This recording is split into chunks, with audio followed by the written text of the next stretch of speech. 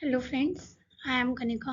आज ही हम अपनी इस वीडियो में देखने वाले हैं डीप लर्निंग के ही अंदर आगे के और टॉपिक्स सब टॉपिक्स जो कि आपको थ्योरेटिकली भी पता होने चाहिए एंड इम्प्लीमेंटेशन के टाइम पे कैसे यूज़ किए जाते हैं वो चीज़ें भी पता होनी चाहिए।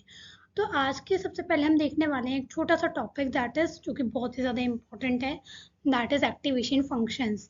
हमने अभी तक डीप लर्निंग का बेसिक देखा था कि डीप लर्निंग में किस किस तरीके से काम होते हैं, फॉरवर्ड प्रोपोगेशन, बैकवर्ड प्रोपोगेशन, इन सबका एक बेसिक आइडिया लिया था। इनपुट लेयर्स क्या होती हैं, परसेप्ट्रॉन क्या होते हैं।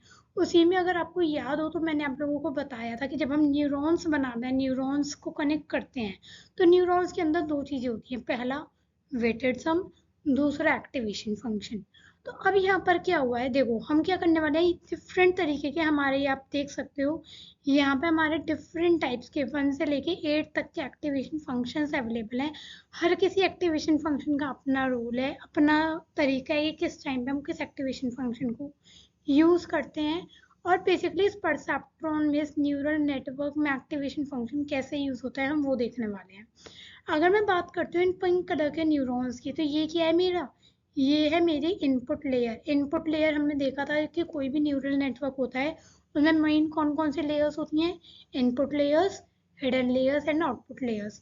इन हर तरीके की लेयर्स में हमारे न्यूरॉन्स होते हैं जो कि हर अलग लेयर के न्यूरॉन से कनेक्टेड होते हैं। उसमें हमारे एक्टिवेशन फंक्शंस अप्लाई होते हैं। फाइनली जो आउटपुट लेयर पे न्यूरॉन होता है वो हमारा या तो बाइनरी क्लासिफिकेशन करता है या फिर मल्टी क्लास क्लासिफिकेशन करता है। अब हमने देखा था कि हमारे डिफरेंट डिफरेंट इनपुट्स होते हैं। इनपुट्स के साथ जितने इनपुट्स होंगे उतने ही उनके वेट्स होंगे, जैसे W0, W1, W2, W3, WN। Means अगर मैंने कहा X1 से शुरू होकर XN तक मेरे इनपुट्स हैं, तो मेरे W1 से शुरू होकर WN तक मेरे क्या जाएंगे, वेट्स जाएंगे, क्योंकि हर इनपुट के साथ एक वेट एसोसिएट होता है। अब मैं आई यहाँ पर, मैंने कहा हिडन लेयर का ये मेरा एक न्यूरॉन है जो कि क्या काम कर रहा है, जो दोनों काम कर रहा है, दोनों काम कर रहा है सेंस वो हमारा वेटेड सम भी कैलकुलेट कर रहा है, वो हमारा एक्टिवेशन फंक्शन भी कैलकुलेट कर रहा है। तब जाके उसका जो आउटपुट आएगा वो हमारा आउटपुट लेयर के न्यूरॉन पे जाएगा। तो अब मैंने क्या करा, मैंने सबसे पहले तो वेटेड सम कैलकुलेट करा, दैट इज सिग्मा। सिग्मा क्या होगा, x1 w1 plus x2 w2 plus x3 w3 plus x4 w4 up two plus xn w1। ये तो होगा मेरा वेटेड सम। इस पे मैंने ऐड करा अपना एक बायस। इस पे मैंने क्या ऐड करा, अपना एक बायस। बायस हमने पढ़ा था, बायस एक कांस्टेंट टर्म होती है जो सिर्फ इसलिए ऐड की जाती है हमारे वेटेड सम में कि अगर एक परसेंट कोई केस ऐसा आता है कि हमने सारे ही वेट्स को इनिशियलाइज कर दिया जीरो से, तो हमारा जो वेटेड सम की वैल्यू है वो पूरी जीरो ना आ जाए, इसीलिए हम एक बायस को, एक कांस्टेंट टर्म को ऐड करके चलते हैं हमने वेटेड सम के अंदर। फिर वो जो हमारी वैल्यू निकल कर आती है उस पर हम अपने एक्टिवेशन फंक्शन अप्लाई करते हैं, जिसे हम शो करते हैं, डिनोट करते हैं नॉर्मली सिग्मा से, इस वाले सिंबल से। ठीक है, तो ये हो गया मेरा एक्टिवेशन फंक्शन। ये रहा बेसिकली इस सिंबल से मैं अपना डिनोट करती हूँ एक्टिवेशन फंक्शन। तो मैंने क्या करा, अपना जो मेरा ये आया निकल के वेटेड सम प्लस बायस, या फिर जैसे इन्होंने क्या कर रखा है, इसी बायस को इसी में ऐड कर रखा है सिग्मा में, सबमिशन में। तो ये या तो ऐसे लिख दो, या फिर इन्होंने क्या करा हुआ है, इसी सबमिशन वाले सिंबल में बायस को ऐड कर रखा है। तो मैंने क्या कहा, सिग्मा मीन्स ये एक्टिवेशन फंक्शन का सिंबल। एक्टिवेशन एक्टिवेशन फंक्शन मैंने अप्लाई करा है वेटेड सम प्लस बायस पे। ठीक है, फिर फाइनली जो इसका आउटपुट निकल के आएगा वो मेरे आउटपुट लेयर पे जाएगा, इस वाले न्यूरॉन पे। एक ही न्यूरॉन है, मीन्स ये बाइनरी क्लासिफिकेशन कर रहा होगा, क्लास 0 दे रहा होगा या क्लास 1 दे रहा होगा। अब जो ये एक्टिवेशन फंक्शन मैंने यहाँ पे दिखा रखा है, एक्टिवेशन फंक्शन हमारे ये सारे कुछ भी हो सकते हैं। सिग्मोइड हो सकता है, 10H हाइपरबोलिक टेंजेंट हो सकता है, रेलू रेक्टिफाइड लीनियर यूनिट हो सकता है, लीकी रेलू हो सकता है, प्री रेलू पैरामेट्रिक रेलू हो सकता है, इलू एक्सपोनेंशियल लीनियर यूनिट हो सकता है, स्विश हो सकता है एंड सॉफ्टमैक्स हो सकता है। कोई सा भी एक्टिवेशन फंक्शन हो सकता है। अब देखो, अगर मैं छोटा सा शॉर्ट में आपको एक हल्का सा फॉर योर एक्सपेरिमेंटल वर्क अगर मैं आप लोगों को समझाना चाहूँ, आप ऐसे याद रख सकते हो, क्योंकि जब भी आप प्रैक्टिकल इम्प्लीमेंटेशन करते हो डीप लर्निंग में नॉर्मली वही यूज़ किए जाते हैं। देखो 3 4 5 रेलू नहीं, 3, 4, 5, 6 रेलू, लीकी रेलू, प्री रेलू और इलू, ये चारों एक ही वर्जन्स हैं। मीन्स रेलू आपका मेन है, इसी के डिफरेंट डिफरेंट वर्जन्स निकल कर आए हैं ये, लीकी रेलू, प्री रेलू और इलू। ठीक है, तो हम इन चारों को तो बेसिकली यूज करते हैं, याद रखना हमेशा अपने हिडन लेयर्स में। मीन्स अगर मेरी एक हिडन लेयर है, 2 है, 3 है, जितनी भी हिडन लेयर है उन सब में तो यूज होंगे मेरे ये एक्टिवेशन फंक्शन।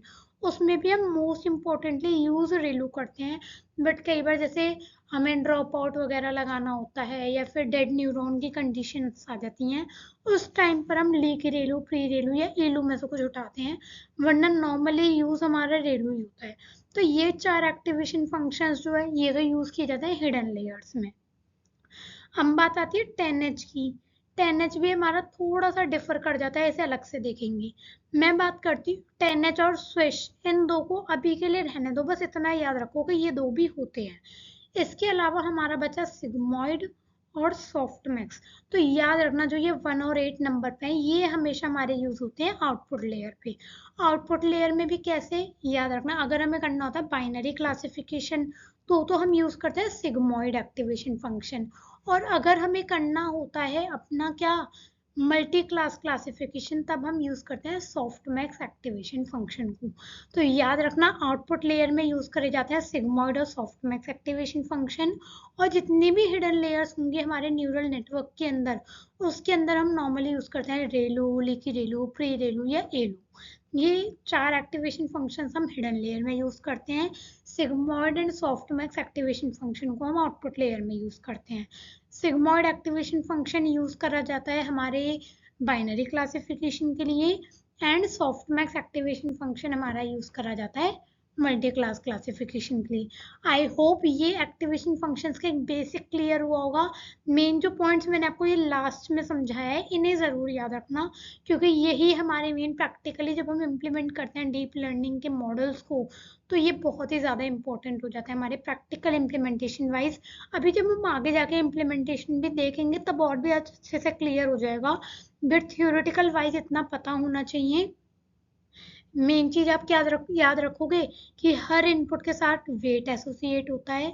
हम एक बायस ऐड करते हैं अपना कि अगर इन केस ऐसा हो कि वेट हमारा कोई सारे ही मान लो हमने इनिशियलाइज कर दिया 0 से, जिससे कि हमारा ये सबमिशन पूरा का पूरा 0 ना हो जाए, तो हम क्या करते हैं बायस ऐड करके चलते हैं। फिर इस सबमिशन पे हम अपना एक्टिवेशन फंक्शन अप्लाई करते हैं, तब हमारा फाइनली जो आउटपुट निकल के आता है वो हमारा आउटपुट लेयर पे जाता है। याद रखना है इस आउटपुट लेयर के इस न्यूरॉन पे भी हम एक्टिवेशन फंक्शन यूज करेंगे, कौन सा, या तो सिग्मॉइड या सॉफ्टमैक्स। अब यहाँ पे बाइनरी क्लासिफिकेशन लग रहा है क्योंकि एक ही न्यूरॉन है तो सिग्मॉइड यूज कर लेंगे। एक से ज्यादा न्यूरॉन्स होते मीन्स मल्टी क्लास क्लासिफिकेशन होता, तब हम सॉफ्टमैक्स एक्टिवेशन फंक्शन यूज करते हैं। तो ये वाली चीजें याद रखिएगा। I hope activation functions clear हुए होंगे। अच्छा एक चीज और, एक्टिवेशन फंक्शन यूज ही क्यों करते हैं, उसका सिंपल सा एक रीजन ये है, एक्टिवेशन फंक्शंस क्या करते हैं हमें बेसिकली एक इंश्योरिटी मिलती है कि हाँ हमारे सारे जो वेट्स हैं वो प्रॉपरली अपडेट हो रहे हैं, इसलिए इनका नाम भी एक्टिवेशन फंक्शन है कि हाँ सारे न्यूरॉन सारे वेट्स प्रॉपरली अपडेट हो रहे हैं या नहीं हो रहे हैं। ये मतलब एक्टिवेशन फंक्शन क्या करता है, हमारे आउटपुट को प्रोड्यूस करने में हेल्प करता है बेसिकली। तो सिग्मॉइड है, सॉफ्टमैक्स है, रेलू है, लीकी रेलू है, प्री रेलू है, एलू है, ये सारे हमारे एक्टिवेशन फंक्शन है। और याद रखिएगा एक चीज और, इन एक्टिवेशन फंक्शंस को हम हमेशा फॉरवर्ड प्रोपोगेशन में ही यूज करते हैं। मीन जब हम इनपुट लेयर से स्टार्ट करके आउटपुट लेयर की तरफ मूव करते हैं तभी हमारे एक्टिवेशन फंक्शंस का रोल आता है। आई होप ये सारी चीजें क्लियर हुई होंगी। सो थैंक यू, आज की में इतना ही। आगे अभी और भी समझने वाले हैं, फॉरवर्ड प्रोपोगेशन, बैकवर्ड प्रोपोगेशन, काफी सारी चीजें हैं अभी मशीन लर्निंग डीप लर्निंग के अंदर। अभी तो सिर्फ एक बेसिक देखा था कि हाँ भाई इस डीप लर्निंग न्यूरल नेटवर्क्स में एक्टिवेशन फंक्शंस के होते हैं, बेसिकली कितने तरीके के होते हैं, सिग्मॉइड कब यूज करते हैं, सॉफ्टमैक्स कब यूज करते हैं, रेलू या उसके वर्जन्स कब यूज करते हैं। आई होप ये सारी चीजें क्लियर हुई होंगी। So thank you.